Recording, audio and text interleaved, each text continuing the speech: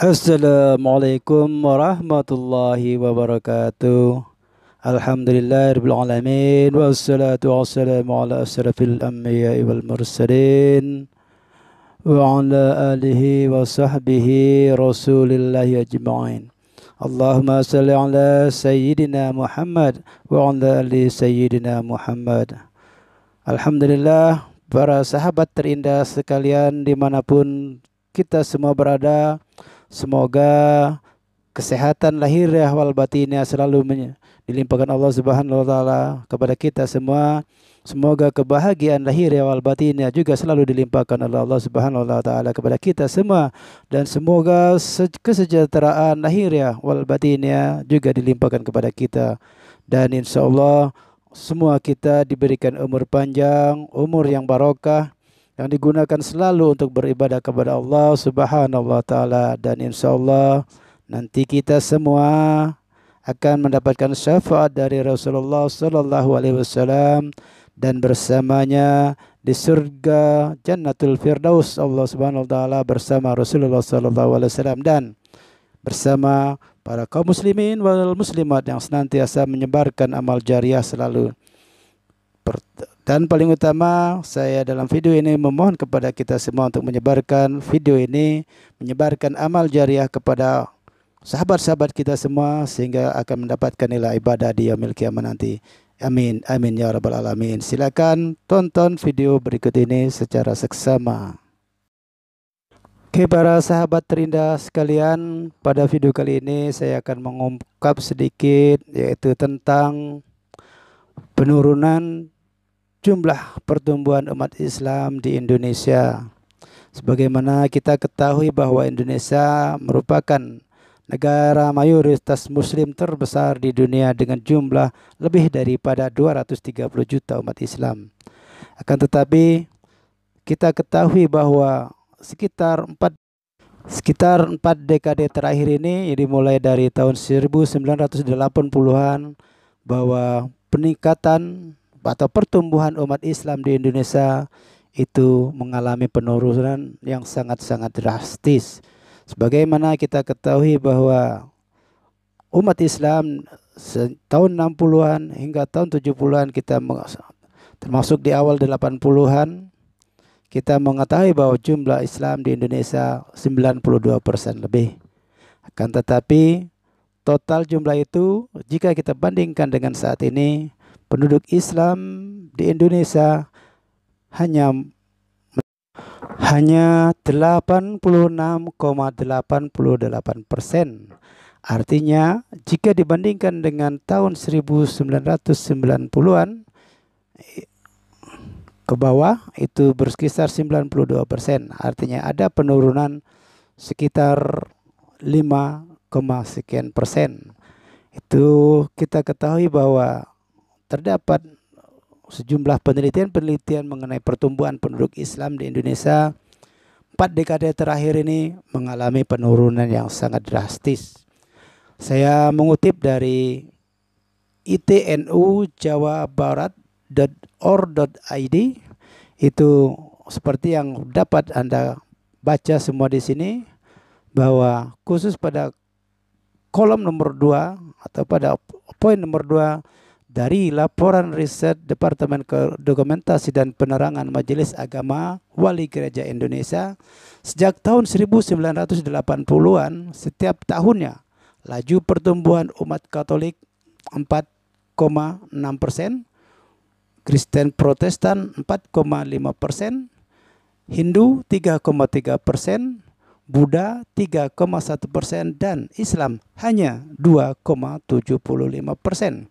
Ini data ini merupakan data yang saya ambil dari internet, cukup dilihat dari itnujawabarat.or.id, bisa didapatkan jumlahnya itu. Itu berarti bahwa penduduk Islam dari tahun ke tahun sejak 1980-an itu mengalami penurunan yang sangat drastis. Jika kita melihat di tahun 90-an umat Islam ada 92% lebih, semestinya tahun ini kita tentu minimalnya sama, tetap 92%. Akan tetapi begitu banyak faktor-faktor yang membuat Islam di Indonesia mengalami penurunan atau dalam jumlah persentase pertumbuhannya. Meskipun dalam jumlah realnya ada lebih daripada 230 juta umat Islam di Indonesia yang tercatat, meskipun hanya Islam KTP. Kan tapi cukup lumayan besar. Dan akhir-akhir ini kita hanya melihat 2,75% penduduk pertumbuhan penduduk Islam di Indonesia. Apa artinya itu? Terlalu banyak yang bisa kita pilih untuk dijadikan penyebabnya. Terakhir kita melihat ustadz yang sedang kondang itu terlilit kasus penipuan dan lain sebagainya, sehingga ini juga bisa menjadikan salah satu pemicu kurangnya kepercayaan, kurangnya keyakinan umat Islam kepada ustadznya sendiri yang wallahu alam bisawab mengenai kebenarannya. Akan tetapi akhir-akhir ini kita mendengar bahwa ustadz yang sedang kondang, yang sedang naik daun itu terbungkam dirinya karena dituduh sebagai penipu, karena dituduh sebagai hal-hal yang lain dengan bisnis bodong yang sedang dia lakukan, ternyata tidak berujung kepada suatu kemaslahatan bagi para investornya. Nauzubillah, sebenarnya bukan cuma itu saja, banyak faktor-faktor lainnya. Faktor dari sejumlah penganut-penganut agama lain yang begitu progresifnya merekrut umat-umat Islam untuk menjadi umat-umat mereka, ini juga masih terdengar lantang di seantero negeri ini. Dan itu pun menjadi salah satu penyebab pertumbuhan penduduk Islam di Indonesia menjadi merosot. Belum lagi ditambah dengan faktor-faktor family planning atau keluarga berencana yang dicanangkan, dan pertumbuhan penduduk Islam pun lambat laun terdeteksi semakin menurun karena patuhnya umat Islam untuk mengikuti program-program keluarga berencana yang ditetapkan oleh pemerintah kita sejak saat itu hingga dengan hari ini. Jika kita mau coba bandingkan, lihat kanan kiri kita, bahwa umat Islam itu paling banyak anaknya 1 ataupun 2, sementara penganut kepercayaan lain jumlahnya itu lebih daripada 2. Kalau kita kalkulasikan, tidak menutup kemungkinan bahwa ini salah satu penyebab lain kenapa umat Islam pertumbuhannya tidak begitu memuaskan, hanya berkisar di sekitar 2,75% ini. Dan mari kita sama-sama sadari para kaum muslimin dan muslimat di seantero negeri ini bahwa pertengkaran di antara umat Islam itu pun menjadi salah satu pemicu untuk menghilangkan rasa trust orang-orang Islam sendiri kepada agamanya yang telah dianut secara turun-temurun. Akan tetapi sepak terjang orang-orang kita yang Islam itu pun sudah banyak yang melenceng daripada kaidah yang telah ditentukan oleh agama kita. Oke, pemicu daripada merosotnya pertumbuhan umat Islam di Indonesia banyak sebab-sebabnya, dan bukan hanya 1-2 sebab saja. Sebabnya itu saling berkelindan di antara waktu-waktu yang lalu hingga dengan saat ini. Kemudian ditambah lagi dengan program-program yang agresif dari kepercayaan yang lainnya, dari agama-agama lainnya untuk merekrut umat-umat Islam yang berekonomi lemah untuk memasuki kepada kepercayaannya dengan barter berupa perekonomian ataupun berupa pekerjaan. Ini terlalu masif kita dengarkan, walaupun dia pergerakannya di perbatasan di daerah-daerah miskin marginal, di daerah-daerah terpencil di pelosok Indonesia ini.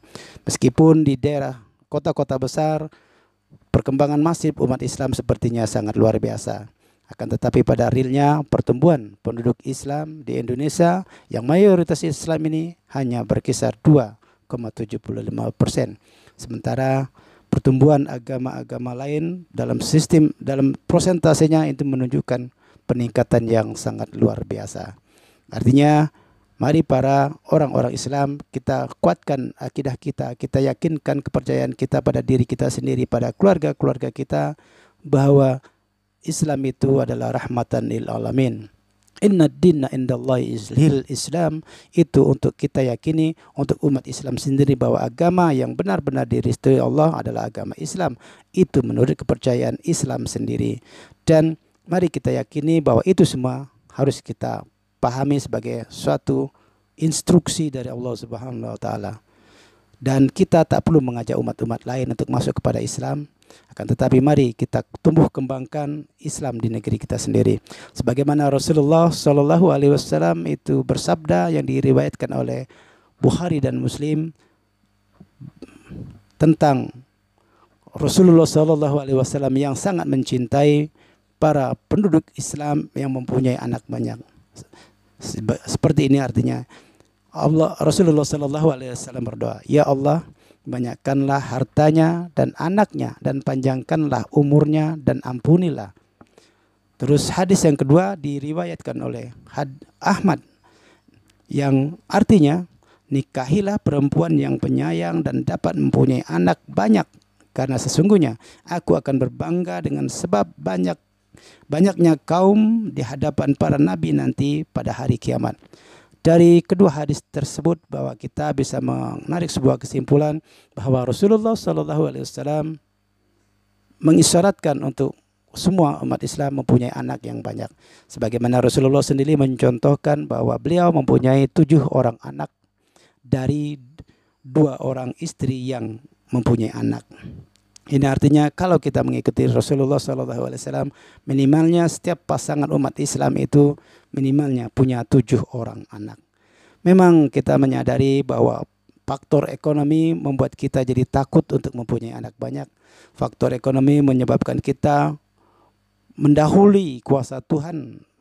Takut anak-anak kita tidak makan, takut anak-anak kita tidak bisa bersekolah, takut anak-anak kita tidak bisa tumbuh kembang sebagaimana layaknya.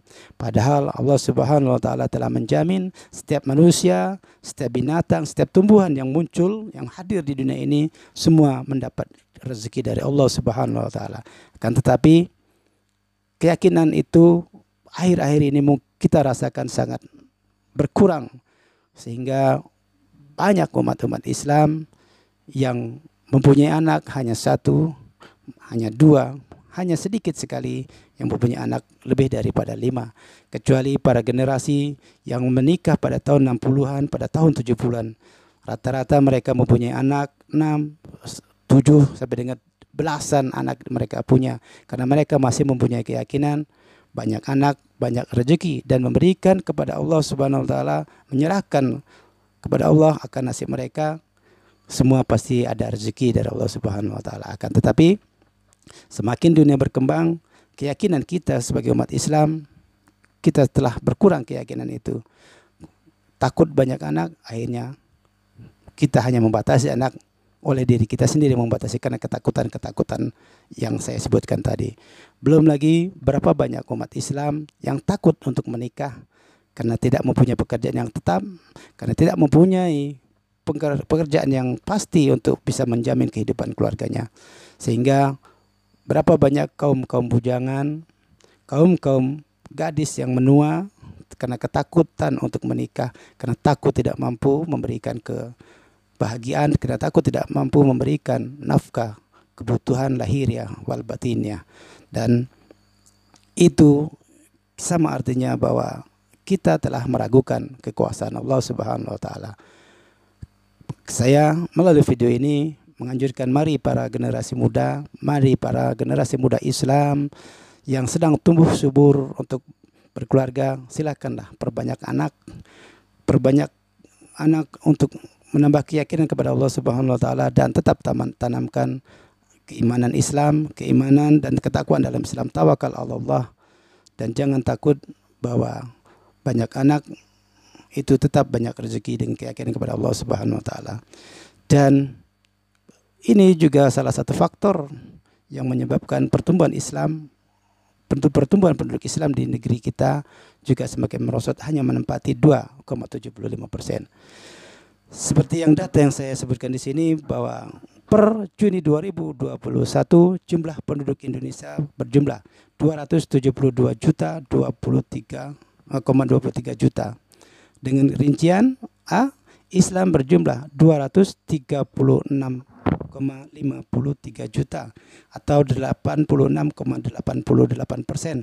Akan tapi pertumbuhannya 2,75% per tahun. Kemudian umat Kristen Protestan menempati posisi kedua, jumlah 20,4 juta dan persentase 7,49% dari jumlah penduduk Indonesia dengan pertumbuhan 4,5% per tahun. Kemudian Kristen Katolik berjumlah 8,42 juta jiwa dengan 3,09% dari jumlah penduduk Indonesia dengan pertumbuhan per tahun 4,6%.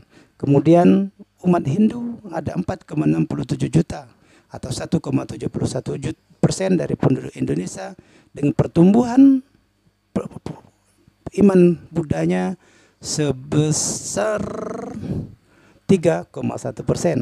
Kemudian Buddha 2,04 juta atau 0,75% dari penduduk Indonesia dengan pertumbuhannya 3,1% juga. Kemudian umat Konghucu berjumlah 73 juta 37,02 ribu atau 0,03% dari penduduk Indonesia dengan pertumbuhan penduduknya sekitar 3,1%. Kemudian aliran keagamaan berjumlah 102,51 ribu atau 0,04% dengan pertumbuhan juga sekitar 3,1%. Dan dari kepercayaan yang ada di Indonesia ternyata pertumbuhan per tahun umat Islam itu yang paling kecil yaitu 2,75%. Mari para sahabat muslim khususnya kita perbaiki akhlak kita di tengah-tengah masyarakat. Kita tunjukkan kepada masyarakat bahwa Islam itu rahmatan lil alamin dan jangan kita bertengkar di antara kita sendiri. Dan bagi para ustadz-ustadz yang telah terlanjur mendapatkan pamor, mari kita jalankan Islam ini, mari kita sebarkan Islam ini sebagaimana mestinya, tidak mengumbar Islam dengan kekayaan sehingga menjaring jamaah ke dalam suatu jebakan yang sangat memalukan dan bahkan memilukan umat Islam.